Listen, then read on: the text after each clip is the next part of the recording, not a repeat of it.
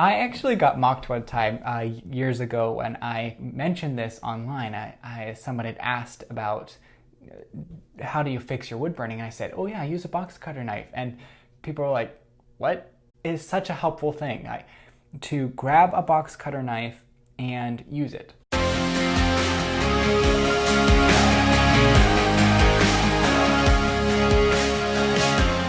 So what you do is you grab the knife, and if it is a small little area on your wood that you messed up, you can take the edge of the knife and scrape away the top layer of your burn.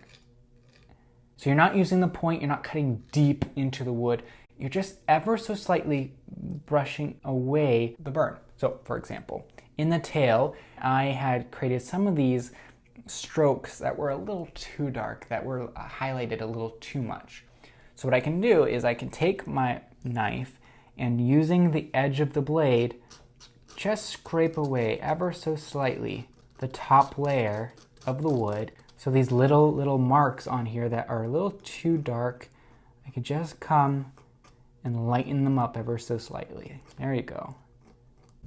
And that makes it exactly what I wanted it to be. And so you can fix mistakes that you make throughout the burn. I do want to mention one other thing with the box cutter.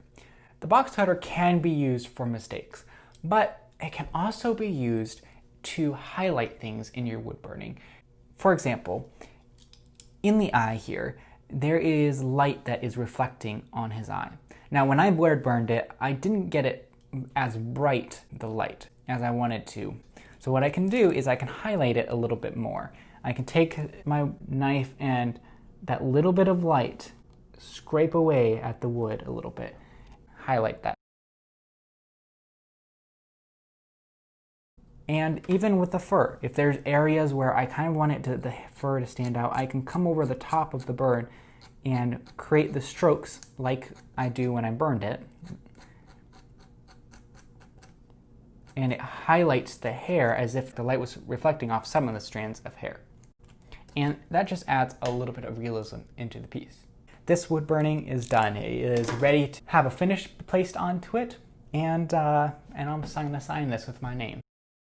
If you guys like this video, do make sure to hit a like, subscribe if you haven't already. If you want to learn everything from start to finish, from what wood to use, to your wood burners, to step-by-step practice of a project with me, join me on my online wood burning class. I've geared all that content to you, and I'll put a link in the description. Guys, we will see you next time.